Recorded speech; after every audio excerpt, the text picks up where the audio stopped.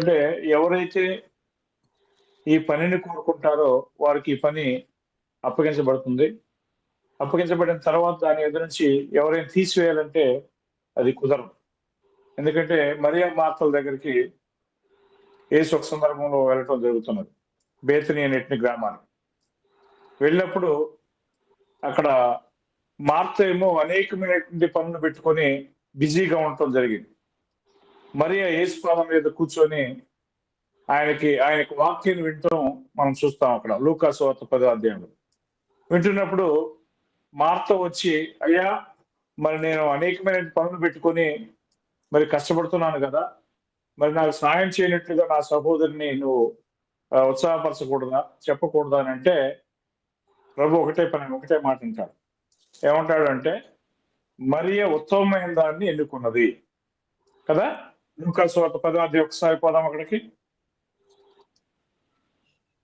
లూకా సువార్త 10వ అధ్యాయము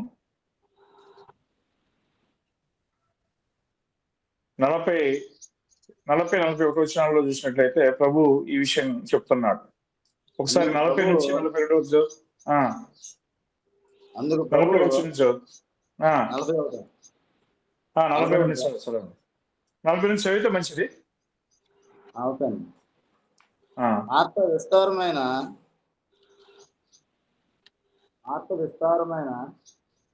కనిపెట్టుకుని అది ఆమె పెద్ద నుండి తీసివేయబడినదని ఆమెతో చెప్పాను. రైట్. ఇక్కడ ఈ యొక్క మరియ ఏర్పరచుకున్నటువంటి పని ఎలాంటిది అని అంటే చెప్తున్నాడు ప్రభు. మన 42వ వచనంలో మరియ ఉత్తమమైన దాన్ని ఏర్పరచుకునేను. ఈ యొక్క పని ఎలాంటిదా? మరియ ఉత్తమమైన దాన్ని ఏర్పరచుకునేను, అది ఆమె యొద్ద నుంచి తీసివేయబడదు. ఏంటి ఆమె ఏర్పరచుకున్న పని ఏంటండి? దేవుని వాక్యాన్ని వినడమే. అప్పుడు మీరు కానీ నేను కానీ దేవుని యొక్క వాక్యాన్ని వినడము, చదవటము, నేర్చుకోవడానికి ప్రయత్నం చేస్తున్నాం. అప్పుడు ఇది ఎలాంటి పని? ఇది ఉత్తమమైనటువంటి పని. ఇక్కడ చెప్తున్నాడు, but one thing is needful and Mary had chosen good part అంటాడు. మరియ మంచి భాగమును ఏర్పరచుకున్నది, లేదా ఉత్తమమైన దాన్ని ఏర్పరచుకున్నది, అది ఆమె యొద్ద నుంచి తీసివేయబడదు. కాబట్టి మనం ఉదయకాలంలో ఏర్పరచుకునేటువంటి పని ఎలాంటి పని?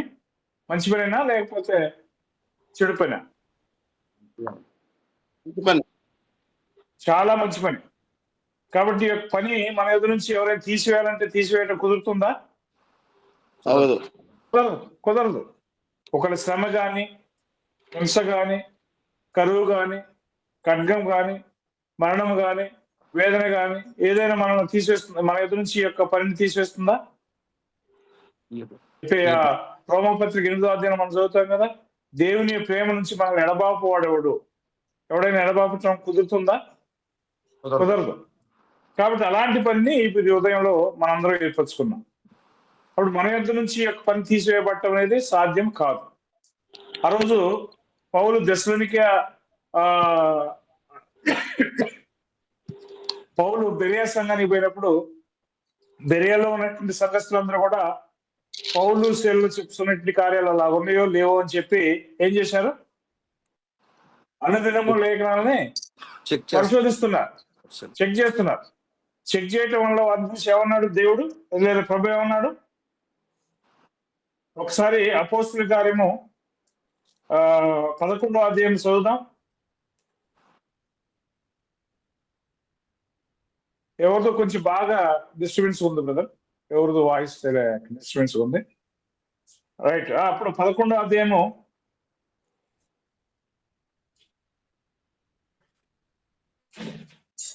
జాషువా గారు మీదే డిస్టర్బెన్స్ గా ఉంది.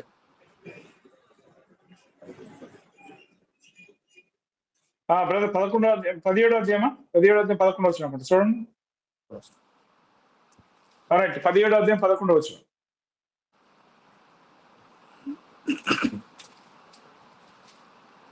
నేను చదివేనా? చూస్తున్నాను. వీరు దెస్సలోనికలో ఉన్నట్టు వారి కంటే గనులయుండిరి గనుక ఆసక్తితో వాక్యమును అంగీకరించి పౌలును శీలయును చెప్పిన సంగతులు అలాగున్నవో లేవో అని ప్రతి దినమును లేఖనములు పరిశోధించుచూ వచ్చిరి. రైట్. అప్పుడు ఈ యొక్క దెస్సలోనికేలో ఉన్నటువంటి సంఘపు వారి కంటే కూడా బెరేలో ఉన్నటువంటి సంఘస్థులు ఏమై ఉన్నారట? గనులై ఉన్నారు అని చెప్పి దేవుని యొక్క వాక్యంలో సెలవిస్తున్నది. దీస్ ఆర్ ద నోబుల్ అని అంటున్నాడు. గనులు. ఎందుకు గనులు వీళ్ళు? గొప్ప గొప్ప ఐశ్వర్యం కలిగి ఉన్నారా, లేదా గొప్ప ఆస్తులు కలిగి ఉన్నారా, లేదా పెద్ద జ్ఞానం కలిగి ఉన్నారా అంటే అదేమి కాదండి.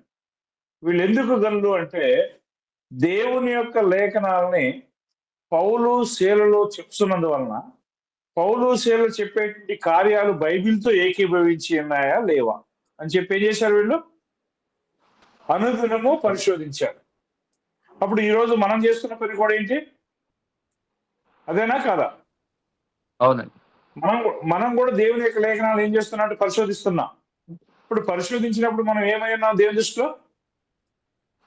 గనులై ఉన్నాం.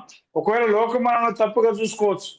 లోకం మనల్ని వీళ్ళకేం పని లేదు, వీళ్ళు పొద్దాక బైబిల్ అంటారు, భక్తి అంటారు, విశ్వాసం అంటారు అని చెప్పి మనల్ని చూసి ఒక తక్కువ అంచనా వేయచ్చు. కానీ బైబిల్లో దేవుడు ఏం చెప్తున్నాడు? మనము దేవుని యొక్క పని చేస్తున్నటువంటి ఘనమైనటువంటి ఒక సాధనాలుగా ఉన్నామనే విషయాన్ని మనం చూస్తున్నాం. కాబట్టి ఇప్పుడు పాఠానికి పోదాం. మార్క్స్ వార్త 2వ అధ్యాయంలో చూసినట్లయితే ఇక్కడ ఈ యొక్క చాప్టర్ యొక్క ఓవర్ వ్యూ ఏంటంటే అనేక మంది జన సమూహము క్రీస్తుని వెంబడిస్తూ ఉన్నారు. ప్రస్తుతం 2వ అధ్యాయంలో పౌలు యేసుక్రీస్తు ఎక్కడ ఉన్నాడండి? సముద్ర తీరమున కపెర్నహూము అనేటువంటి పట్టణంలో ఉన్నాడు. అంతే కదా? చూడండి 1వ అధ్యాయం 2వ వచనంలో చూస్తే ఆయన 45 కపెర్నహూములోకి వస్తాడు. కపెర్నహూములోకి వచ్చిన తర్వాత అక్కడ జనులు ఏ విధంగా అన్నారు? The Christ followed by many multitude అన్నాడు. ఎక్కువ మంది జన సమూహములు అక్కడ ఉన్నారు. 2వ అధ్యాయం 3వ వచనం నుంచి మనం చూసినట్లయితే అక్కడ మరి పక్షవాయువు కలిగినటువంటి ఒక వ్యక్తిని స్వస్థపరుస్తూ ఉన్నాడు. తర్వాత 2వ అధ్యాయం 13వ వచనంలో చూసినట్లయితే సుంకపు మెట్టి వద్ద కూర్చున్నటువంటి మత్తేయుని శిష్యుడిగా పిలుస్తున్నాడు. 15వ వచనం చూసినట్లయితే అక్కడ ఆయన సుంకర్లతోనూ పాపులతోనూ భోజనం చేస్తున్నట్టు సందర్భం మనం చూస్తాం. అక్కడ మళ్ళీ 22వ అధ్యాయం 18వ వచనం చూసినట్లయితే అక్కడ నీ శిష్యుడైన ఉపవాసాన్ని గురించినట్టు ఒక అంశము లేవనెత్తబడింది. ఎందుకంటే యోహాను శిష్యుడు, పరిసయ్యుల శిష్యుడు ఉపవాసం చేయటం జరుగుతున్నది. కానీ యేసుక్రీస్తు శిష్యుడు ఉపవాసం చేయట్లే. ఎందుకు చేయట్లేదు అనేటువంటి ప్రశ్న లేవనెత్తడం జరిగింది. చివరిగా 23వ వచనం నుంచి చూసినట్లయితే యేసు యొక్క శిష్యుడు విశ్రాంతి దినమున పంటశాలలో గుంట నడిచి వెళ్తున్నారు. వారు నడిచి వెళ్తుండగా అక్కడ ఆకలితో వారు ఏం చేశారంటే ఆ పంట పొలాల్లో వెన్నులు తుంచుకొని తినడం జరిగింది. అప్పుడు విశ్రాంతి దినం చేయకుండా పని నీ శిష్యులు ఎందుకు చేస్తున్నారు అని చెప్పి మరో ప్రశ్న అక్కడ ఆయనకి ఎదురైంది.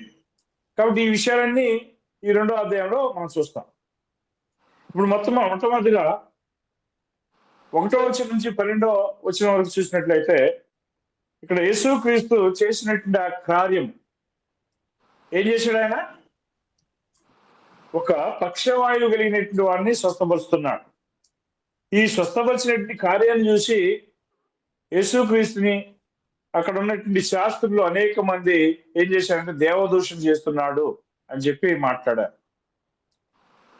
వాస్తవంగా ఈయన కనుక దేవదూషణ చేస్తే దేవుడు ఆయన ద్వారా ఆ కార్యం చేయించేవాడా? అదే జరగదు. కాబట్టి వారు అన్యాయంగా ఆయన మీద నింద మోపుతున్నటువంటి సందర్భం మనం చూస్తున్నాం. సరే, 1 నుంచి 12 వచనాలు దయచేసి ఎవరైనా ఒకరు మరి చదవటానికి ప్రయత్నం చేయగలరు. 1వ వచనం నుంచి 12వ వచనం. కొన్ని దినములైన పిమ్మట ఆయన మరలా కపెర్నహూములోకి వచ్చెను. ఆయన ఇంట ఉన్నవాడిని వినవచ్చినప్పుడు అనేకులు కూడి వచ్చిరి గనుక వాటికైనను వారి స్థలము లేకపోయాను. ఆయన వారికి వాక్యం బోధించుచుండగా కొందరు పక్షవాయువు గల ఒక మనిషిని నలుగురి చేత మోయించుకుని ఆయన వద్దకు తీసుకుని వచ్చిరి. చాలామంది కూడి ఉన్నందున వారు ఆయన యొద్దకు చేరలేక ఆయన దున్నచోటికి పైగా ఇంటి కప్పు విప్పి సందు చేసి పక్షవాయువు గలవాన్ని పరుపుతో దింపిరి. యేసు వారి విశ్వాసము చూసి, కుమారుడా, నీ పాపము క్షమింపబడి ఉన్నవి అని పక్షవాయువు గలతో ఆయనతో చెప్పాను. శాస్త్రుల్లో కొందరు అక్కడ కూర్చుని ఉండిరి. వారు, ఇతడు ఇట్లెందుకు చేయుచున్నాడు? దేవదోషం చేయుచున్నాడు కదా. దేవుడు ఒక్కడే తప్ప పాపమును క్షమింపగలవాడని తమ హృదయములలో ఆలోచించుకునిరి. వారు తమతో తాము ఇలాగ ఆలోచించుకున్నట యేసు వెంటనే తన ఆత్మలో తెలుసుకుని, మీరు ఇలాంటి సంగతులు మీ హృదయాల్లో ఎందుకు ఆలోచించుకుంటున్నారు? ఈ పక్షవాయువు గలవానితో నీ పాపము క్షమింపబడి ఉన్నవని చెప్పుడు సులభమా? నీవు లేచి నీ పరుపెత్తుకుని నడుపుమని చెప్పుడు సులభమా? అయితే పాపము క్షమింపుటకు భూమి మీద మనిషి కుమారునికి అధికారం కలదు. మీరు తెలుసుకున్న వాళ్ళని వారితో చెప్పి పక్షవాయువు గలవాన్ని చూచి, నీవు లేచి నీ పరుపెత్తుకొని ఇంటికి పొమ్మని నీతో చెప్పుచున్నాను నన్ను. తక్షణమే వాడు లేచి పరిగెత్తుకుని వారి యొద్ద నుండి నడిచిపోయాను. కనుక వారందరూ విభ్రాంతి నుండి మనం ఇలాంటి కార్యమును ఎన్నడూ చూడలేదని చెప్పుకొనుచు దేవుని మహింపరిచింది. ఓకే, ప్రియమైనటువంటి సహోదరులారా, ఇక్కడ యేసుక్రీస్తు చేసినటువంటి కార్యము ఏ విధమైనటువంటి ఒక సంకేతాన్ని సూచిస్తూ ఉన్నది. ఆయనకి పాపములో క్షమించేటువంటి అధికారం ఉన్నదా లేదా? ఆయనకు స్వస్థపరిచేటువంటి ఆ యొక్క సామర్థ్యాన్ని దేవుడు ఇచ్చాడా లేదా? అది ఆయన చేసినటువంటి ఆ కార్యం దేనికోసం చేయబడుతూ ఉన్నది అనే విషయాన్ని మొట్టమొదటిగా మనం గమనించాలి. యోహాను సువార్తలో మనం చూసాం, 20వ అధ్యాయము 30-31 వచనాల్లో ఆయన అనేకమైన సూచక్రియలు చేశాడు. ఎక్కడ? యోహాను సువార్త 21వ అధ్యాయం లాస్ట్ లో. కానీ చేసినటువంటి సూచక్రియలన్నీ ఈ భూమి గ్రంథంలో రాయబడి ఉన్నాయా? లేదు. కానీ కొన్ని రాయబడ్డాయి. ఎందుకొరకు రాయబడ్డాయి అవి? ఒకటి, యేసుక్రీస్తు దేవుని కుమారుడని నమ్మినట్లును, 2 ఆయన యందు జీవం పొందినట్లు అవి రాయబడ్డాయి అంటున్నాడు. అప్పుడు యేసుక్రీస్తు చేసినట్టు ఈ సూచక్రియ ద్వారా ఎందుకు సూచక్రియ ద్వారా ఏం జరుగుతున్నది? జనులు యేసుక్రీస్తునందు విశ్వాసించడం కోసమే జరుగుతున్నాయనే విషయాన్ని మనం చూస్తున్నాం. మరి ఇది ఎవరు చేస్తున్నారు? ఏం ద్వారా? తండ్రి అయిన దేవుడే చేయిస్తున్నాడు అనే విషయాన్ని మనం చూస్తున్నాం. ఒకవేళ దేవదోషం చేసి ఉంటే, లేదా ఏనే పాపం చేస్తే దేవుడు ఆయన యొక్క మొరను వింటానికి అవకాశం ఉన్నదా? లేదు. కాబట్టి దేవుడు ఆయన ద్వారా మరి ఈ యొక్క అద్భుత కార్యం చేయించినటువంటి సందర్భం మనం చూస్తున్నాం. మొట్టమొదటి ఎవరిని ఆయన స్వస్థపరుస్తున్నాడు? చూడండి, అక్కడ ఒక పక్షవాయువు కలిగినటువంటి ఒక వ్యక్తి అని చెప్పబడింది. ఈయన ఎక్కడున్నాడు ఈ సందర్భంలో అంటే, కపెర్నహూములో ఒక గృహంలో ఉన్నాడు. ఇంట్లో ఉన్నప్పుడు అక్కడ జనం ఎలాంటి పరిస్థితి ఉన్నది? అక్కడ అనేకులు కూడి వచ్చిన గనక వాకిలినైనా వారికి స్థలం లేకపోయాను. అంటే వాకిలి ఈ రోజుల్లో మనకున్నట్టుగా 5 అడుగులు 10 అడుగులు బయట వరండా ఉండటం మాత్రమే కాదు. అక్కడ ఆ రోజుల్లో అది పల్లెటూరు కాబట్టి ఒక చిన్న గది లేదా చిన్న ఇల్లు ఉంటుంది, విస్తారమైనటువంటి స్థలం ఉంటుంది అనే విషయం మనకు అర్థమవుతున్నది. గ్రామీణ ప్రాంతాల్లో ఎలాంటి స్థలాలు ఉంటాయనేది మనకు అర్థమవుతుంది. మరి అలాంటి వాకిలంతా కూడా జనంతో నిండిపోయినది. ఆయన ఏం చేస్తున్నాడు? 2వ వచనంలో దేవుని వాక్యాన్ని వారికి బోధిస్తున్నాడు. ఆయన పనిలో భాగం ఏంటి? అనేక ప్రాంతాలకు వెళ్ళి దేవుని వాక్యాన్ని వారికి బోధించాలనేది ఆయన యొక్క పని అని చెప్పబడి ఉన్నది. మనం చూసాం. ఇంకా ఎందుకు ఇక్కడ మనం అనేక ప్రాంతాలకు వెళ్ళి వాక్యాన్ని బోధించాలి కదా, నా పని నిమిత్తం నేను వచ్చానని చెప్పి అంటాడు. గుర్తుందా 1వ అధ్యాయంలో? కాబట్టి ఆ యొక్క పనిలో భాగంగా వచ్చి ఏం చేస్తుంటాడంటే దేవుని యొక్క వాక్యాన్ని బోధించడం జరిగింది. బోధిస్తున్నప్పుడు 3వ వచనంలో ఎవరు వస్తున్నారు? పక్షవాయువు కలిగినటువంటి ఒక మనిషిని నలుగురు చేత మోయించుకుని ఆయన యొద్దకు తీసుకుని వచ్చారు.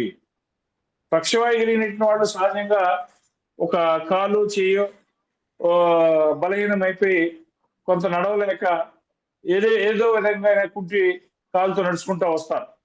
కానీ ఇక్కడ ఉన్నటువంటి పరిస్థితి అలాంటిదా? నలుగురు వ్యక్తులు ఆయన్ని పాడుతో ఆయన యొక్క మంచంతో పాటు మోసుకొని వస్తున్నారు. మోసుకొని వచ్చినప్పుడు అక్కడ వారు ఆయన దగ్గరికి చేరడం ఈజీగా ఉందా? లేదు. ఏ విధమైన పరిస్థితులు ఉన్నారో, ఏ విధమైన పరిస్థితి ఉన్నది అక్కడ? లోపట బయట విస్తారమైనటువంటి జనులు ఉన్నారని చెప్పండి. అప్పుడు ఆ విధమైనటువంటి మనుషుల మధ్యలో ఆయన తీసుకుని పక్షవాయు కలిగినటువంటి వాడిని మనసులతో పాటు మూసుకుని పోవటం కుదురుతుంది ఆయన వద్దకి? కుదరదు. 4వ వచనంలో చాలా మంది కూడి ఉన్నందున వారు ఆయన ఎందుకు చేరలేక ఆయన ఉన్న చోటికి ఇంటి పైకప్పు విప్పి, అంటే ఇండ్లకు పైకప్పు విప్పడానికి ఆ రోజుల్లో మనలాగా ఎన్ఫోర్స్మెంట్ కాంక్రీట్ ఇండ్లు లేవు కదా. ఏముంటాయంటే జమ్ముతోటో లేకపోతే తాటాకులతోటో లేకపోతే ఇంకేదో ఆ దినాల్లో దొరికేటువంటి ఆ యొక్క ఒక గడ్డి కొయ్య లాంటి దాన్ని తీసుకొని వారు కప్పుకునేటువంటి వాడు. ఆ యొక్క మరి కప్పు విప్పటం సులువేనా అంటే సులువే. కాబట్టి వాళ్ళు ఏం చేశారు? పైకి ఎక్కి పైన ఆ కప్పును రిమూవ్ చేసి దానిలో నుంచి అతని మంచంతో సహా కింద దింపడం జరిగింది. మరి దింపినప్పుడు యేసుక్రీస్తు కానీ అక్కడ ఉన్నటువంటి వారు కానీ కోపడ్డారా? సహజంగా ఈ రోజు అయితే మనం కోపడతాం. మరి అక్కడ అంత విస్తారమైనటువంటి జనం ఉండగా కూడా వీరు ఎలాగైనా ఆయన చూడాలని చెప్పి ఒక ఆశతో వచ్చారు అంటే అక్కడ నీడి ఎంత ఉంటుంది? చాలా ఎక్కువ అవసరం ఉన్నది విషయాన్ని మనం చూస్తున్నాం. ఇప్పుడు 5వ వచనంలో యేసుక్రీస్తు ఏమన్నా అంటే, కుమారుడా నీ పాపములు క్షమింపబడి ఉన్నవి అని పక్షవాయు గలవంతు చెప్పాను. అంటే యేసుక్రీస్తు ఇక్కడ పాపములు క్షమించడానికి అధికారంతో ఉన్నాడా? అధికారం కలిగి ఉన్నాడా? అంటే ఆయనకి దేవుడు ఆ యొక్క అధికారాన్ని ఇచ్చాడు అనే విషయాన్ని మనం చూస్తున్నాం. వీళ్ళు ఏమంటున్నారు? పాపాలు క్షమించడానికి ఎవరికి మాత్రమే అధికారం ఉన్నది? తండ్రికి మాత్రమే అధికారం ఉన్నది అన్నాడు. తండ్రి యేసుక్రీస్తునికి ఆ యొక్క అధికారం ఇచ్చి ఉన్నాడు అనే విషయం వాళ్ళు గ్రహించలేకపోతున్నారు. అప్పుడు ఒకవేళ ఆయన ఆ అధికారం లేనట్లయితే ఈ యొక్క వ్యక్తిని స్వస్థపరచడానికి దేవుడు అనుమతిస్తాడా? అనుమతించడం కుదరదు. కాబట్టి నీ పాపములు క్షమించబడి ఉన్నామని చెప్పిన వెంటనే అక్కడ ఉన్నటువంటి వాళ్ళు కొంతమంది మరి ఇతను ఎందుకు రావు చెప్తున్నాడు? దేవదోషం చేస్తున్నాడు కదా, దేవుడు ఒక్కడే తప్ప పాపను క్షమింపగలవాడేవాడని చెప్పి తమ హృదయంలో ఆలోచించుకునేది. చూడండి, ఇతను యేసుక్రీస్తు చేస్తున్నది దేవదోషణ లేకపోతే దేవునికి అనుకూలమైనటువంటి దేవుని మహింపరిచేటువంటి ఒక కార్యమా?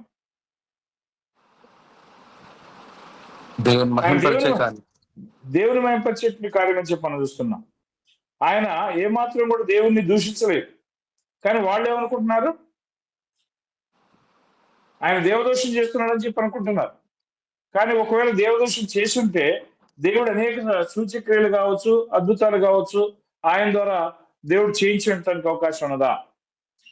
చూడండి, ఈ యొక్క వ్యక్తి సూచక్రియ అంటే యేసుక్రీస్తు ఎప్పుడైతే ఈ వ్యక్తిని స్వస్థపరిచాడో, స్వస్థపరిచిన తర్వాత అక్కడ ఉన్న జనులందరూ కూడా ఏం చేశారు?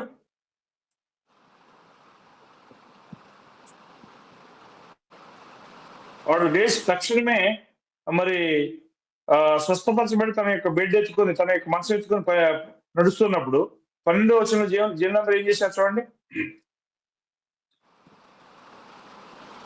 తక్షణమే వాడు లేచి పరిపెత్తుకొని వారందరి ఎదుట నడిచిపోయాను గనుక వారందరూ విభ్రాంతి నుండి మనం ఇలాంటి కార్యములు ఎన్నడూ చూడలేదని చెప్పుకొనొచ్చు దేవుని మహిమపరిచిరి.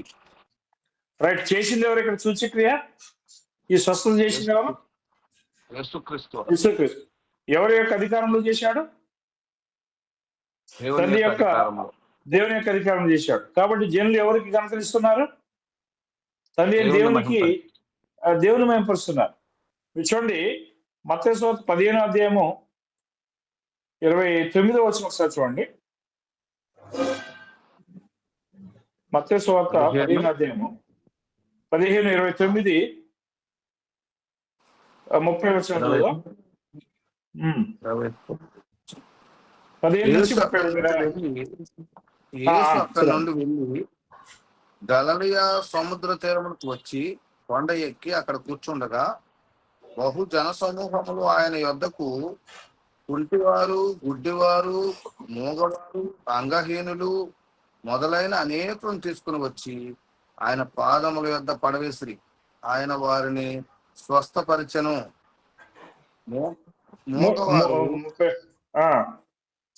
మూగవారు మాట్లాడుటయును, అంగహీనుడు బాగుపడుటయును, కుంటివారు నడుచుటయును, గుడ్డివారు చూచుటయును జన సమూహం చూచి ఆశ్చర్యపడి ఇశ్రాయేలు దేవుని మహింపరిచిరి. రైట్. ఇక్కడ మనకి 2 సందర్భాల్లో మనం చూస్తున్నాం. యేసుక్రీస్తు చేసినటువంటి ఆ యొక్క స్వస్థత క్రియలను చూసి జనులు ఎవరిని మహింపరుస్తున్నారు? తండ్రి అయినా దేవుని మహింపరుస్తున్నారు. అంటే వీటన్నిటికీ మూల కారణం ఎవరైనా అర్థమవుతుంది? తండ్రి అయినా దేవుడు అనే విషయం మనం చూస్తున్నాం. కానీ వీళ్ళు ఏమనుకుంటున్నారు పరిచయులు? దేవుడు ఒక్కడే కదా మరి పాపాలు క్షమించగలిగేది, మరి ఈయన దేవుణ్ణి దూషిస్తున్నాడు ఏంటి అంటే, ఆ దినాల్లో ఎవరైనా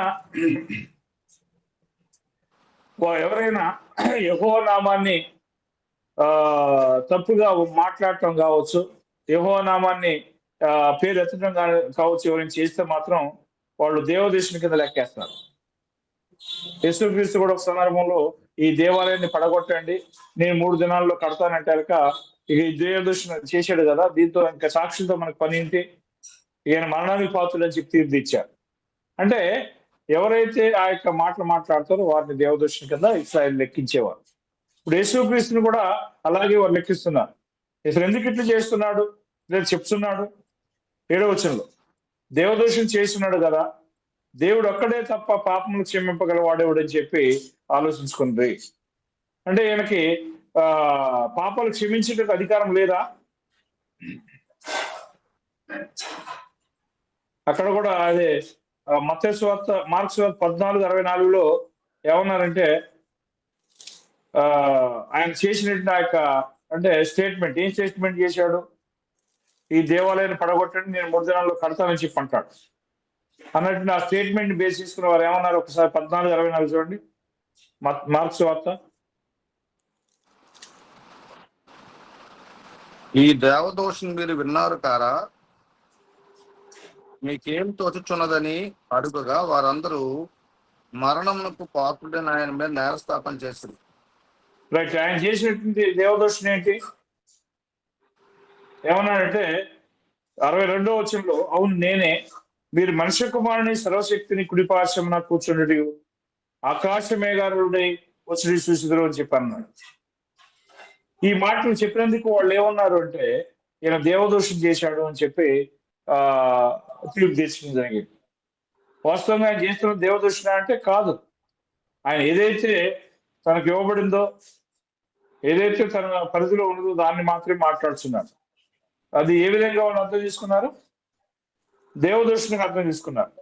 అర్థం చేసుకుని ఆయన్ని దూషించడం జరుగుతున్నది.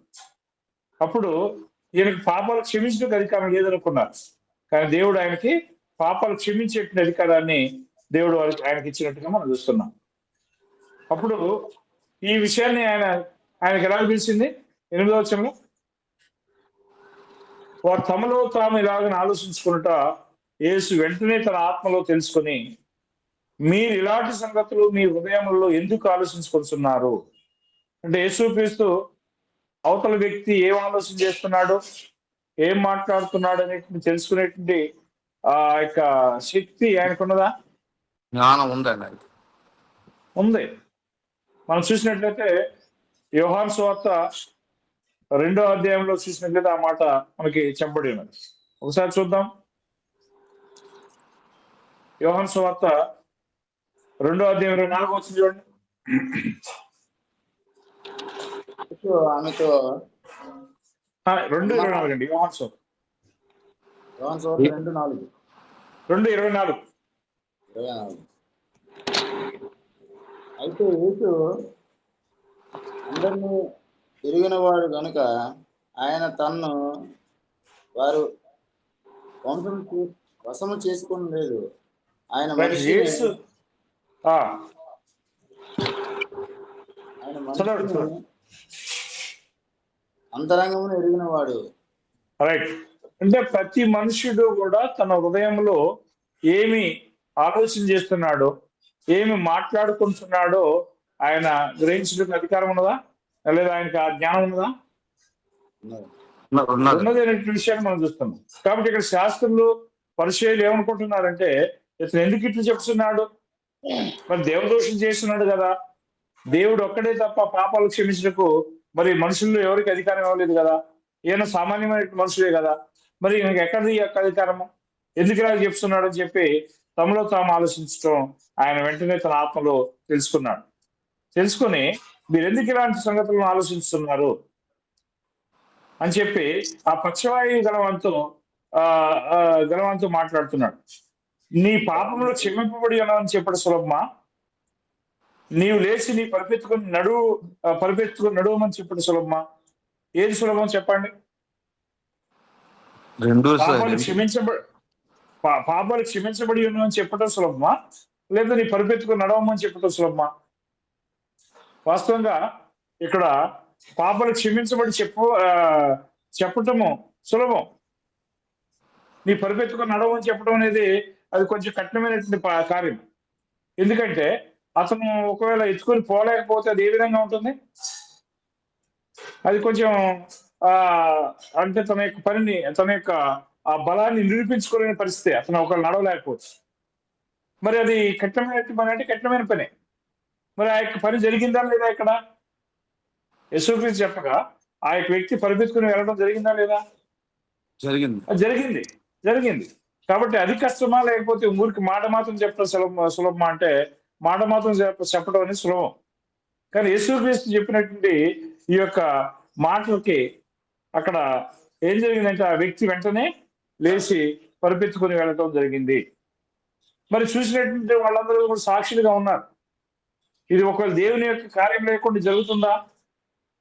ఎబ్రీయులకు రాసిన పత్రిక 2వ అధ్యాయము 3-4 వచనాలు చూసినట్లయితే ఏం చేశాడు అక్కడ యేసుక్రీస్తు దేవుడు? ఎబ్రీయులకు రాసిన పత్రిక 2వ అధ్యాయము 3-4 వచనాలు చూడండి. వాస్తవంగా 3-4లో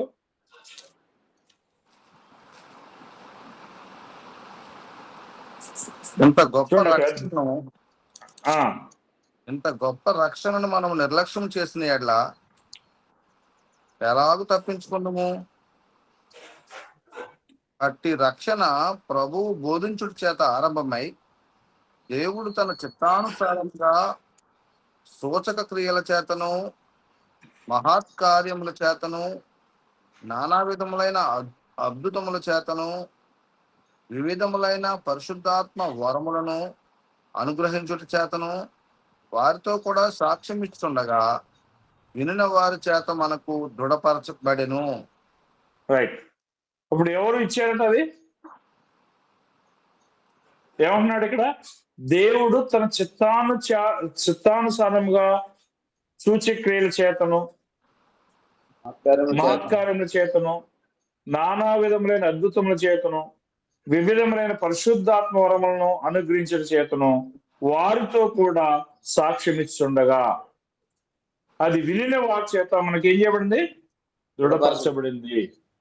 చూడండి ఇక్కడ మరి ఈ కార్యములన్నీ చేయటం కారణమైంది ఎవరు అంటే తండ్రి అయిన దేవుడు. ఇప్పుడు యేసుక్రీస్తు అక్కడ పక్షవాయువు కలిగినటువంటి వాడిని స్వస్థపరిచాడు అంటే ఎవరి యొక్క అధికారం చేత ఆయన స్వస్థపరచగలిగాడు? దేవుని యొక్క అధికారం చేతనే జరిగింది అనే విషయాన్ని మనం చూస్తున్నాం. కానీ వాళ్ళు ఏమనుకుంటున్నారు?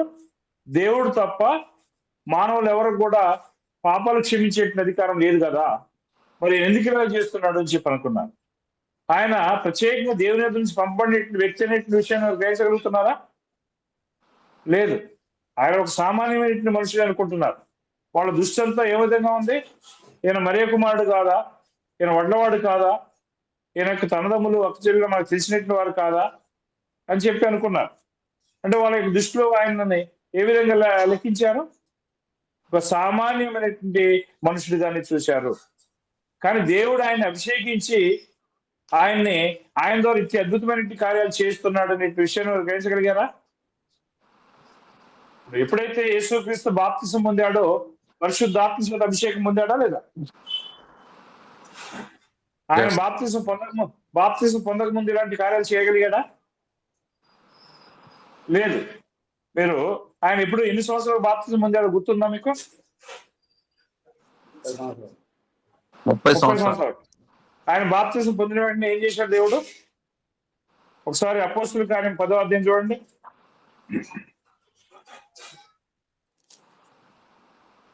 అపోస్తుల కార్యం 10వ అధ్యాయంలో దేవుడు ఆయన ఏం చేశాడు అని అంటే,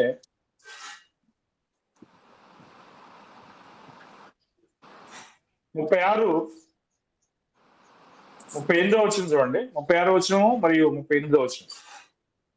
యేసుక్రీస్తు అందరికీ ప్రభువు. ఆయన ద్వారా దేవుడు సమాధానకర్త అయిన సువార్తను ప్రకటించి ఇజ్రాయేలుకు పంపిన వర్తమానము మీరెరుగుదురు. బాప్తిసం ప్రకటించిన తరువాత గలిలయ మొదలుకొని యూదయ ఎంతటను ప్రసిద్ధమైన సంగతి మీకు తెలియను. అదేదనగా దేవుడు నజరేయుడైన యేసును పరిశుద్ధాత్మతోనూ శక్తితోనూ అభిషేకించిన అన్నది. దేవుడు ఆయనకు తోడై ఉండను కనుక ఆయన మేలు చేయుచు అపవాది చేత పీడింపబడిన వారినందరినీ స్వస్థపరచుచు సంచరించుచుండెను. ఈ విషయం పరిచయులు శాస్త్రులు గ్రహించగలిగారా? లేదు. ఈ రోజు ఉన్నట్టు సమాజం కూడా గ్రహించగలిగిందా? లేదు. చూడండి, అక్కడ చెప్తున్నాడు, అదేదనగా దేవుడు నజరేయుడైన యేసును పరిశుద్ధాత్మతోనూ శక్తితోనూ అభిషేకించినది. అది మాత్రమే కాకుండా దేవుడు ఆయన తోడై ఉన్నాడు కనుక ఆయన మేలు చేస్తూ అపవాది చేత పీడింపబడినట్లు వారందరినీ కూడా ఏం చేస్తూ వస్తున్నాడు? స్వస్థపరుస్తూ సంచరిస్తూ ఉండేనని చెప్పబడింది.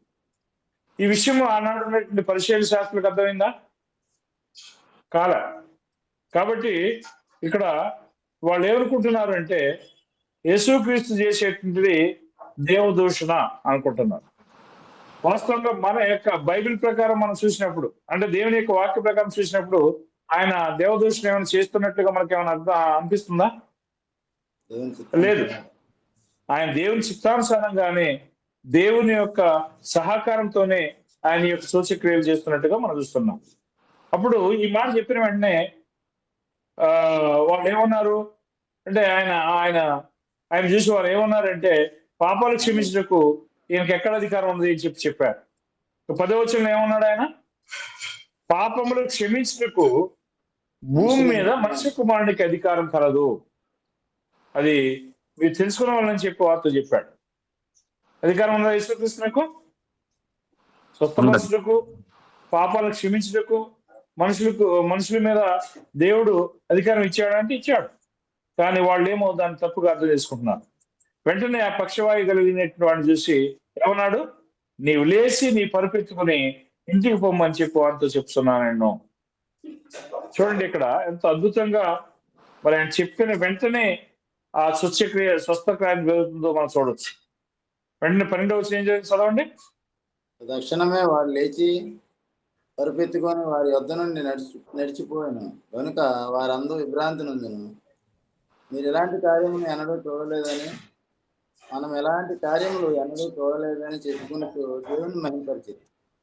చూశారండి, తక్షణమే immediately he rose and took up his cot and went out before all. అందరూ ఏం చేశాడు?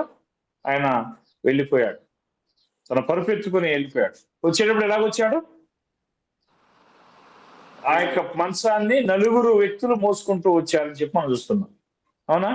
మరి అలాంటి పరిస్థితుల్లో అంత అనారోగ్యంతో వచ్చినట్టు ఆ వ్యక్తి వెంటనే ఏం చేశాడు? వెంటనే లేచి నిలబడి తన మంచాన్ని ఎత్తుకుని బయలుపోతున్నట్టుగా మనం చూశాం కదా. కాబట్టి ఇది వెంటనే జరిగినట్టు స్వస్థ కార్యమా, లేకపోతే కొన్ని నెలల తర్వాత, కొన్ని వారాల తర్వాత జరిగినట్టు కార్యమా? వెంటనే జరిగింది. మరి ఈరోజు స్వస్థతలు చేస్తున్నామని చెప్పుకునే వారు ఈ విధమైన కార్యాలు చేయగలిగేటువంటి స్థితిలో ఉన్నారా? లేదు. వారు చేసే సూచక్రియలు ఎలాగున్నాయండి? వాళ్ళు ఏం చెప్తారో తెలుసా? ఎవరినో కొంత ఇంటర్నల్ డిసీజెస్ చేత బాధపడే వాళ్ళని ఎన్నుకుంటారు. ఏది కడుపులో గడ్డ ఉందనో, లేదా ఇంకేదో క్యాన్సర్ ఉందనో, లేదా ఇంకేదో సమస్య ఉందని చెప్పి చెప్పుకునే వాళ్ళని ఎన్నుకుంటారు. వాళ్ళు ఏం చెప్తారంటే తాము ప్రార్థన చేసిన వెంటనే ఆ యొక్క స్వస్థ ఆ యొక్క రోగం వదిలిపెట్టిపోయిందని చెప్పి అంటారు. తర్వాత ఇంకా ఏమంటారంటే కొంతమందికి వాళ్ళు ఏం చెప్తారంటే కొన్ని వారాల పాటు మీరు ప్రార్థనకు వస్తే మీకు స్వస్థత జరుగుతుందని చెప్పి అంటారు.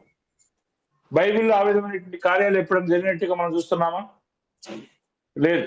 వెంటనే అక్కడ స్వస్థత జరిగినట్లుగా మనం చూస్తున్నాం. కాబట్టి ఇక్కడ వీళ్ళు ఏం చేశారంటే మరి ఈ యొక్క పరిచయులు శాస్త్రులు ఆయన్ని తప్పుగా అర్థం చేసుకున్నారు. ఎట్ ద బిగినింగ్ లో మనం చూసాం, గుర్తుందా? ఏలియా ఏలియా ఒకడే ఒక పక్క, మిగతా 250 మంది మరొక పక్క బయలును పూజించే వాళ్ళు ఉన్నారు, చూసాము. ఆ సందర్భంలో దేవుడు ఏలియాకు సాక్ష్యం ఇచ్చాడా లేదా? ఏలియా ఏమన్నాడు? యెహోవా నీవే దేవుడు ఉన్నావు, నీ సెలవు చొప్పుని నేను ఈ కార్యంలో చేస్తున్నాను, నీవు అబ్రహాము ఇస్సాకు యాకోబులకు దేవుడు ఉన్నావు, నీవు ఈ జనులు తెలుసుకున్నట్లుగా ఈ కార్యం చేయము అని చెప్పి అన్న అడుగుతుందా? అన్న వెంటనే పరలోకం నుంచి ఏమొచ్చింది? అగ్ని వచ్చి అక్కడ ఉన్నటువంటి బలిని, ఆ యొక్క మాంసాన్ని, ఆ తర్వాత కట్టెలని, ఆ నీళ్లను, రాళ్ళను అన్నింటిని కూడా దహించేసినట్లుగా మనం చూసాం. అప్పుడు జనులందరూ ఏమన్నారు? యెహోవాయే దేవుడు, యెహోవాయే దేవుడు అని చెప్పి అక్కడ జనులు సాక్ష్యం ఇవ్వడం జరిగింది. తర్వాత అదే విధంగా అపోస్తలుల గారి 13వ అధ్యాయాన్ని కూడా మరొక ఉదాహరణ చూస్తాం. పౌలు శీలలు ఇద్దరు కలిసి పాపు అనేటువంటి ఒక ద్వీపానికి వస్తారు. అక్కడ బరి చేసినటువంటి వాడు ఏం చేస్తాడంటే, మరి గారడేవాడు ఏం చేస్తాడంటే పౌలు శీలలు చెప్పేటువంటి మాటలని అక్కడ అధిపతి ఒక అతను ఆ యొక్క అధిపతి వీళ్ళు చెప్పే మాటలు వింటున్నప్పుడు అతను ఏం చేస్తాడంటే అతను విశ్వాసం తొలగించాలని చెప్పి ఈ బరి చేసినటువంటి గారడేవాడు మరి ప్రయత్నం చేస్తాడు. వెంటనే పౌలు అది ఎరిగి ఏమంటాడు?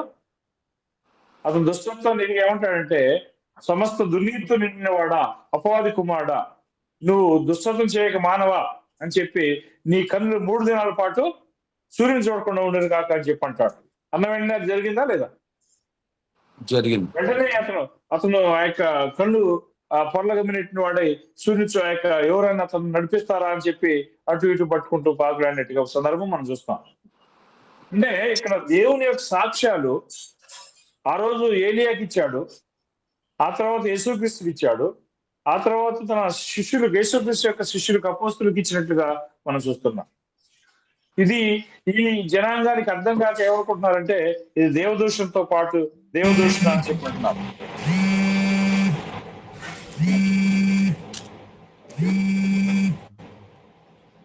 ఫోన్ వస్తుందా? డిస్టర్బెన్స్? ఓకే. 12వ వచనం వరకు జాషువా ఎవరిది సౌండ్ అది? 12వ వచనం చూసినట్లయితే మనము ఈ యొక్క పక్షవాయు కలిగినటువంటి ఒక వ్యక్తిని ఆయన స్వస్థపరిచినటువంటి సందర్భాన్ని మనం చూడగలిగాం. 1 నుంచి 12 వచనాల వరకు ఏమైనా ప్రశ్నలు ఉన్నాయా?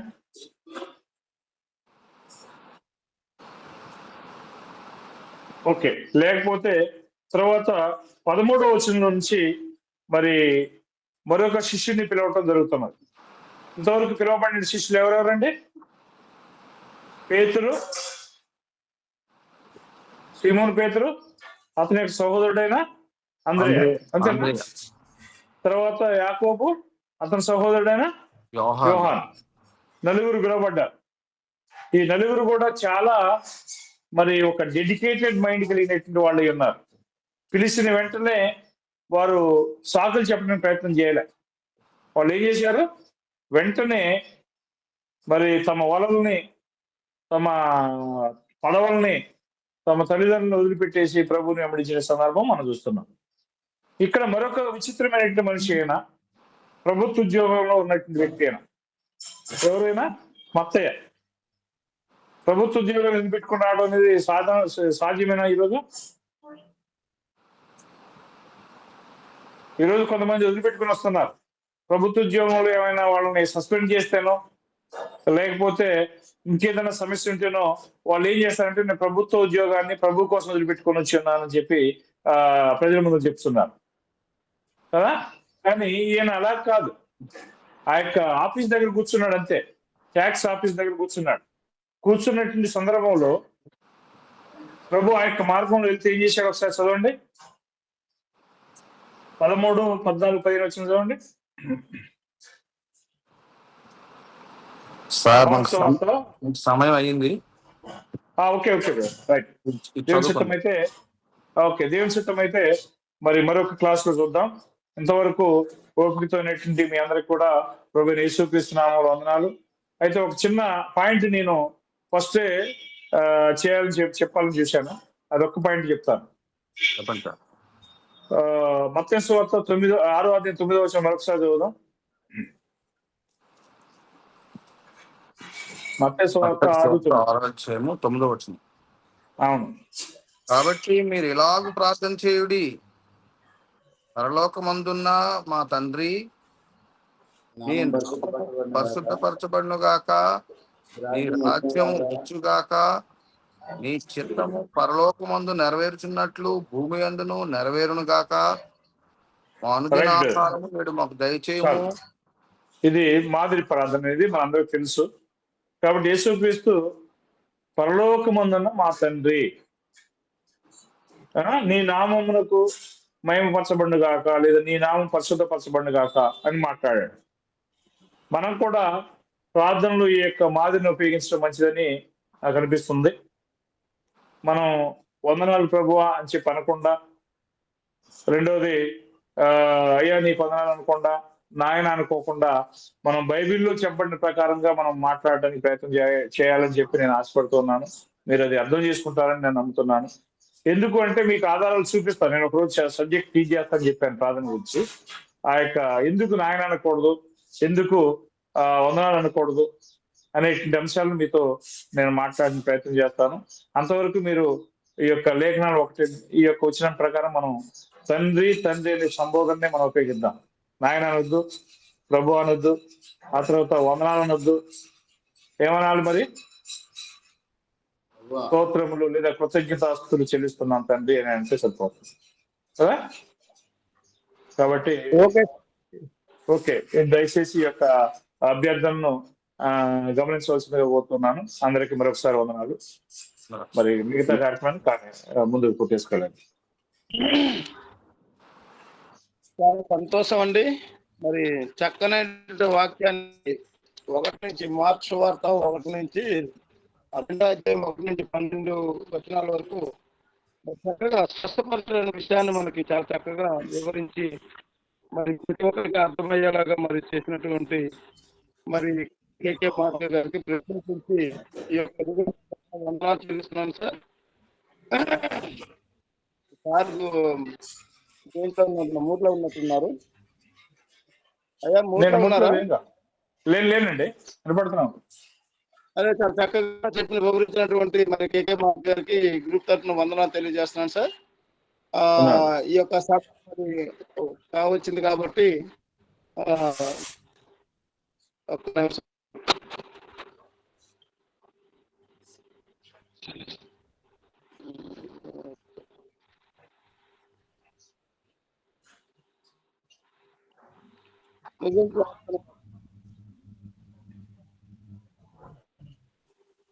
Okay sir.